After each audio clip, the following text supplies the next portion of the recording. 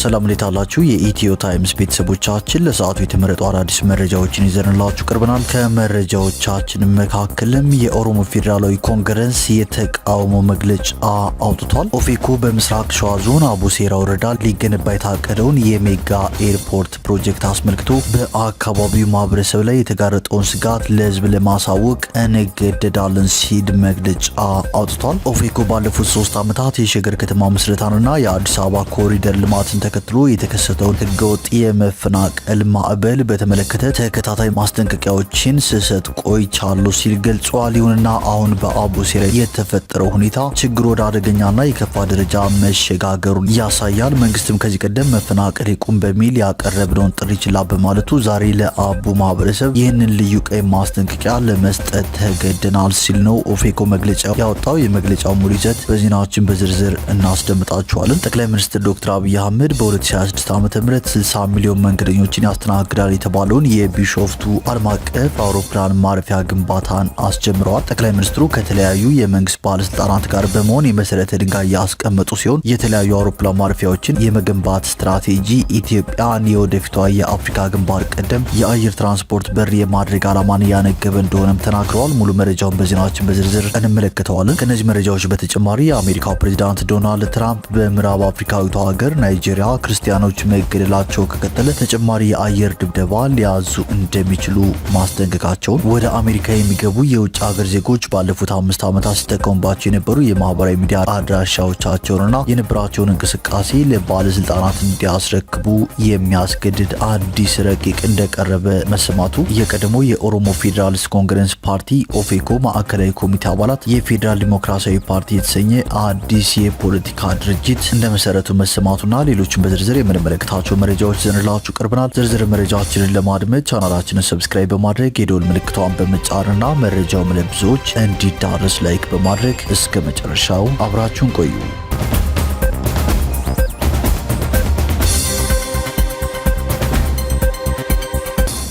ወደ መጀመሪያው መረጃችን ስናልፍ ጠቅላይ ሚኒስትር ዶክተር አብይ አህመድ የቢሾፍቱ ዓለም አቀፍ አውሮፕላን ማረፊያ ግንባታን አስጀምረዋል። ጠቅላይ ሚኒስትሩ ከተለያዩ ከፍተኛ የመንግስት ባለስልጣናት ጋር በመሆን የመሰረተ ድንጋይ ያስቀመጡ ሲሆን የተለያዩ አውሮፕላን ማረፊያዎችን የመገንባት ስትራቴጂ ኢትዮጵያን የወደፊቷ የአፍሪካ ግንባር ቀደም የአየር ትራንስፖርት በር የማድረግ ዓላማን ያነገበ መሆኑን ተናግረዋል። ጠቅላይ ሚኒስትር አብይ በማህበራዊ ድረገጻቸው ላይ የግንባታውን መጀመር በማስመልከት ባሰፈሩ ጽሁፍ የቢሾፍቱ ዓለም አቀፍ አውሮፕላን ማረፊያ በአፍሪካ ታሪክ ትልቁ የአየር ትራንስፖርት መሰረተ ልማት ፕሮጀክት እንደሚሆንም ጠቁመዋል። ከአዲስ አበባ 40 ኪሎ ሜትር ርቀት ላይ በምትገኘው ቢሾፍቱ የሚገነባው ይህ አውሮፕላን ማረፊያ የመጀመሪያው ምዕራፍ ግንባታ ሲጠናቀቅ በአመት 60 ሚሊዮን ተጓዦችን የሚያስተናግድ እንደሚሆን ተገልጿል። ግንባታው ሲጠናቀቅም አፍሪካን ከዓለም ቀዳሚ የአየር ትራንስፖርት መናኸሪያዎች አንዷ ያደርጋታል ያሉት ጠቅላይ ሚኒስትሩ በአመት 110 ሚሊዮን መንገደኞችን የማስተናገድ አቅም ላይ እንደሚደርስም ገልጸዋል። የአውሮፕላን ማረፊያው መሰረተ ድንጋይ ሲጣል ከጠቅላይ ሚኒስትሩ ጋር ምክትል ጠቅላይ ሚኒስትር ተመስገን ጥሩነህ፣ የህዝብ ተወካዮች ምክር ቤት አፈ ጉባኤ ታገሰ ጫፉ፣ የፌዴሬሽን ምክር ቤት አፈ ጉባኤ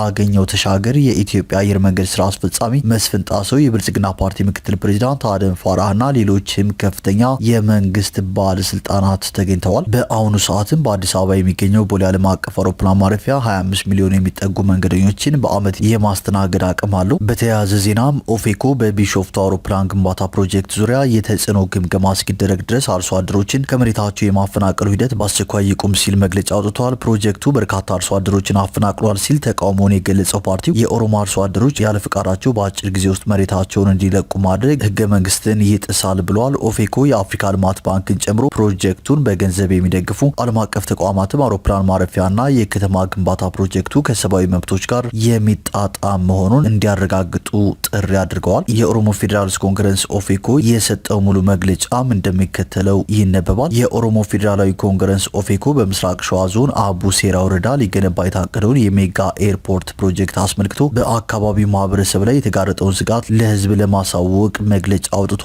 ኦፌኮ ባለፉት 3 ዓመታት የሸገር ከተማ ምስረታንና የአዲስ አበባ ኮሪደር ልማትን ተከትሎ የተከሰተውን ህገወጥ የመፈናቀል ማዕበል በተመለከተ ተከታታይ ማስጠንቀቂያዎችን ሲሰጥ መቆየቱን አስታውሷል። ይሁንና አሁን በአቡሴራ የተፈጠረው ሁኔታ ችግር ወደ አደገኛና የከፋ ደረጃ መሸጋገሩን ያሳያል ያለው መግለጫው መንግስት ከዚህ ቀደም መፈናቀል ይቁም በሚል ያቀረብነውን ጥሪ ችላ በማለቱ ዛሬ ለአቡ ማህበረሰብ ይህንን ልዩ ቀይ ማስጠንቀቂያ ለመስጠት ተገድናል በማለት መግለጫ አውጥቷል። ኦፌኮ የመሰረተ ልማት አውታሮች ለሀገርና ለክልላችን ኢኮኖሚያዊ እድገት ያላቸውን ፋይዳ ሙሉ በሙሉ ይቀበላል። ሆኖም ግን ፕሮጀክቱ እየተተገበረበት ያለው መንገድ የአካባቢውን ነባር ማህበረሰብ ከቅድመ አያት ርስቱ የሚያፈናቅልና ታሪኩን የሚያጠፋ በመሆኑ በጽኑ እንቃወመዋለን ሲል ኦፌኮ ተቃውሞውን አሰምቷል። ኦፌኮ የአቡ ማህበረሰብን የድረሱልኝ ጥሪ በጥሞና አድምጦ ተቀብሏል። የአቡ ማህበረሰብን ዋይታ እንሰማለን እናስተጋባለንም ብሏል። ከ3000 በላይ አባወራዎችና ከ15000 በላይ የሚጠጉ ነዋሪዎች ከአቡ አቺሮ፣ አቡ ጋርቢ፣ አቡ ኮምቦልቻ፣ አቡ ሎያ፣ አቡ ሉግናና አቡ ሳርካማ ቀበሌዎች ለመፈናቀል የተጋረጠባቸውን አደጋ ለመመከት ከጎናቸው እንቆማለን በማለትም ኦፌኮ ገልጿል። ስለሆነም ለፌዴራል መንግስት፣ ለኦሮሚያ ክልል መንግስትና ለኢትዮጵያ አየር መንገድ ማኔጅመንት መፈናቀሉ በአስቸኳይ እንዲቆም ህጋዊ ምክክር እንዲደረግና የባህል ጥበቃ ማለትም የአካባቢው ቋንቋ፣ ባህልና ሴቶች በዚህ ግዙፍ የከተማ መስፋፋት እንዳይዋጡ ጠንካራ የህግ ዋስትና እንዲሰጥ በማለት የኦሮሞ ፌዴራሊስት ኮንግረስ ኦፌኮ መግለጫ አውጥቷል። ወደ ቀጣዩ መረጃችን ስናልፍ የቀድሞ የኦፌኮ ማዕከላዊ ኮሚቴ አባላት ፌዴራል ዲሞክራሲያዊ ፓርቲ የተሰኘ አዲስ ፓርቲ ማቋቋማቸው ተሰምቷል። የፓርቲው መስራቾች ከምርጫ ቦርድ የምዝገባ ፍቃድ ለማግኘት ማሟላት ያለባቸውን የ10,000 አባላት ፊርማ የማሰባሰብ ስራ እያጠናቀቁ መሆኑም ተገልጿል። የአዲሱ ፓርቲ ምስረታ አመንጪ ከአንድ ወር በፊት ከኦፌኮ የለቀቁት የቀድሞ የኢትዮጵያ የፖለቲካ ፓርቲዎች የጋራ ምክር ቤት ሰብሳቢ ደስታ ዲንቃ ናቸው ተብሏል። ደስታን ጨምሮ ከኦፌኮ የተወሰኑ አመራሮች የለቀቁት ፓርቲው በቀጣዩ ምርጫ ይሳተፍ ወይስ ራሱን ያግልል ከሚል የአቋም ልዩነት ጋር የተያያዘ መሆኑም ነው የተገለጸው። ኦፌኮ ራሱን ለሁለተኛ ጊዜ ከምርጫ ካገለለ ቦርዱ ህጋዊነቱን እንዳይሰርዝበት ሲልም በአዲስ አበባ ብቻ ለመወዳደር መወሰኑን ቀደም ሲል ማስታወቁ አይዘነጋም። የኦፌኮ ፓርቲ የቀድሞ የማዕከላዊ ኮሚቴ አባላት የመሰረቱት ፌዴራል ዲሞክራሲያዊ ፓርቲ የተሰኘ ሀገራዊ የፖለቲካ ድርጅት ከኢትዮጵያ ብሔራዊ ምርጫ ቦርድ የምዝገባ ፍቃድ ለማግኘት ያለበትን የ10,000 አባላት ፊርማ የማሰባሰብ ስራ እያጠናቀቀ መሆኑን ገልጿል። በአዲሱ ፓርቲ ውስጥ ያሉት የቀድሞ የኦፌኮ ፓርቲ ማዕከላዊ ኮሚቴ አባላትን በዝርዝር ባይገልጹም የሀሳቡ ምንጭና ዋና መስራች ግን የኦፌኮ ከፍተኛ አመራር እንዲሁም የኢትዮጵያ የፖለቲካ ፓርቲዎች የጋራ ምክር ቤት ሰብሳቢ የነበሩት አቶ ደስታ ዲንቃ መሆናቸውን ጠቁመዋል። የምዝገባ ፍቃድ ለማግኘት በ7 ክልሎች ፊርማ ማሰባሰብ እንደሚያስፈልግ፣ ነገር ግን ሁሉንም ክልሎች ለማዳረስ የገንዘብና የጸጥታ ችግር ፈታኝ ሆኖብናል ያሉት መስራቾቹ ፓርቲውን የመመስረት እንቅስቃሴው የተጀመረው በኦፌኮ ፓርቲ በኃላፊነት ላይ በነበሩበት ወቅት እንደሆነ አስረድተዋል። የምስረታ ጠቅላላ ጉባኤ ከመካሄዱ በፊት ቢያንስ 500 ከተለያዩ የአገሪቱ ክፍሎች የተውጣጡ አባላት መሰብሰብ ያለባቸው ሲሆን ታህሳስ 4 ቀን 2018 ዓ.ም በሆሳና ከተማ 560 አባላት የተገኙበት የመስራች ጉባኤ ለማካሄድ ከብሔራዊ ምርጫ ቦርድ ፈቃድ ጠይቀው ነበር። ሆኖም የምስረታ ውይይት እንዲፈቀድ በሚል ለብሔራዊ ምርጫ ቦርድ የገባው ፍቃድን የሚመለከት ደብዳቤ ግልጽነት የጎደለው በመሆኑ ከቦርዱ አስተካክሎ የሚል ምላሽ እንደተሰጣቸውና ጉባኤውም ሳይካሄድ መቅረቱን ተናግረዋል። ከአንድ ሳምንት በፊትም በማዕከላዊ ኢትዮጵያ ክልል ሀዲያ ዞን የመስራች ጉባኤ ለማካሄድ ለክልሉ መንግስት በተጠየቀው ፍቃድ መሰረት ፍቃድ አግኝተው በሀዲያ ልማት ማህበር አዳራሽ ስብሰባውን ለማካሄድ እንቅስቃሴ ቢያደርጉም የከተማ አስተዳደሩ ኃላፊዎች ስለ ስብሰባው አናውቅም በማለታቸው ስብሰባው ተበትኗል ሲሉ ተናግረዋል። በምርጫ ህጉ መሰረትም በምስረታ ሂደት ላይ ያለ ፓርቲ በቅድሚያ የአባላቱን ፊርማ ለምርጫ ቦርድ ማስገባት እንዳለበት ቢደነግግም አስገዳጅነት እንደሌለው አስበው በመንቀሳቀሳቸው የመስራች ጉባኤው መጨናገፉን አስረድተዋል። የኦፌኮ ፓርቲ ከፍተኛ አመራርና የፖለቲካ ፓርቲዎች የጋራ ምክር ቤት ሰብሳቢ የነበሩት አቶ ደስታ ዲንቃ በፓርቲ ውስጥ ተፈጠረ የተባለውን ሰፊ የሀሳብ ልዩነት ተከትሎ ከአንድ ወር በፊት ከኦፌኮ መልቀቃቸው ይታወሳል። በመጪው ምርጫ ላይ መሳተፍ አለብንና ራሳችንን እናግልል በሚለው አቋም ዙሪያ በፓርቲው ውስጥ አለመግባባት መከሰቱንና ይህም ለተወሰኑ አመራር አባላት ከፓርቲው መልቀቅ ምክንያት መሆኑን የተገለጸው በፓርቲ ውስጥ ሌሎች የሰነበቱ አለመግባባቶች እንደነበሩም አባላቱ ይናገራሉ ሲል ዋዜማ ዘግቧል።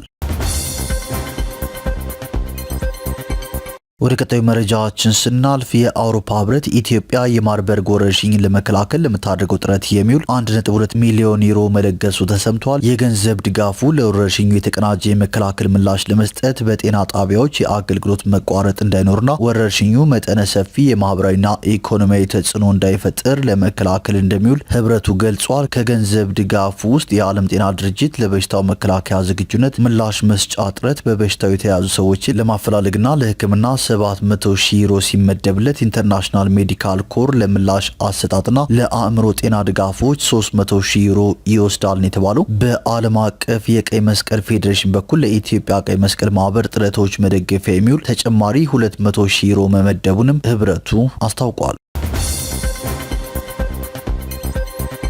ወደ ቀጣዩ መረጃዎችን ስናልፍ ኢትዮጵያና ኬንያ በምስራቅ አፍሪካ ቀጠና በተያዘው የአውሮፓውያን ዓመት ከፍተኛ የኢኮኖሚ እድገት ያስመዘግባሉ ሲል የተባበሩት መንግስታት ድርጅት ተንብዮአል። ድርጅቱ የቀጠናው ኢኮኖሚ ከአህጉሪቱ ከፍተኛውን 5.8 በመቶ የኢኮኖሚ እድገት እንደሚያስመዘግብ ገልጿል። ቀጠናው ባለፈው ዓመት ያስመዘገበው የ5.4 በመቶ እድገት ነበር። ኢትዮጵያ የ6.3 በመቶ እድገት እንደምታስመዘግብ የተነበየው ድርጅቱ ሆኖም የብድር ጫናና የብድር ክፍያ ከፍተኛነት የዓለም አቀፍ የልማት ድጋፍ መቀነስና አሜሪካ የጣለችው ታሪፍ አገሪቱ ማህበራዊ አገልግሎቶችንና መሰረተ ልማቶችን ለማስፋፋት በምታደርገው ጥረት ላይ ተጽዕኖ እንደሚኖረው ተገልጿል።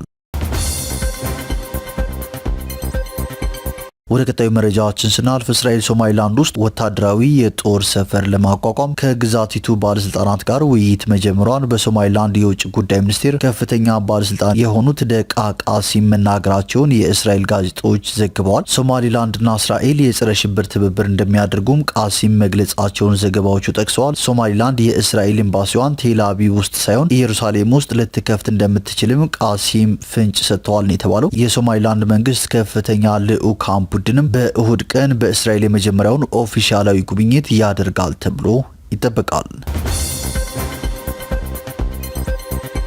ወደ ቀጣዩ መረጃዎችን ስናልፍ ወደ አሜሪካ የሚገቡ የውጭ ሀገር ዜጎች ባለፉት 5 ዓመታት ሲጠቀሙባቸው የነበሩ የማህበራዊ ሚዲያ አድራሻዎቻቸውንና የነበራቸውን እንቅስቃሴ ለባለስልጣናት እንዲያስረክቡ የሚያስገድድ አዲስ የፖሊሲ ረቂቅ መቅረቡ ተሰምቷል። ይህ በብሔራዊ ደህንነት ምክንያት የቀረበው አዲስ መመሪያ ባለስልጣናት ስለ አመልካቾች የኢንተርኔት ላይ እንቅስቃሴ ስለሚፈጥሯቸው ግንኙነቶችና ሊያስከትሉ ስለሚችሉት የደህንነት ስጋቶች ጥልቅ ግንዛቤ እንዲኖራቸው ለማድረግ ያለመ መሆኑ ተገልጿል። መመሪያው ጸድቆ ተግባራዊ የሚሆን ከሆነ በየዓመቱ ወደ አገሪቱ የሚገቡ በሚሊዮኖች የሚቆጠሩ ጎብኚዎችን፣ ዓለም አቀፍ ተማሪዎችንና የንግድ ተጓዦችንም እንደሚመለከት ተገልጿል።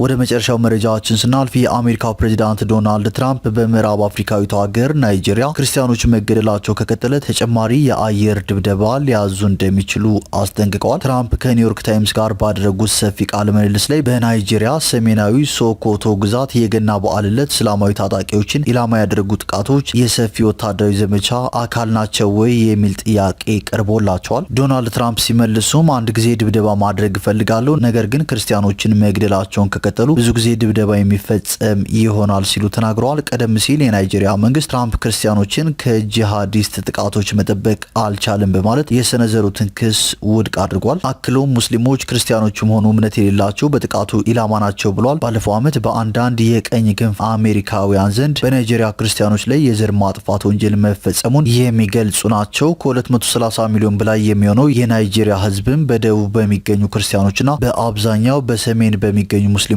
መካከል በእኩል መጠን የተከፈለ እንደሆነም ተገልጿል።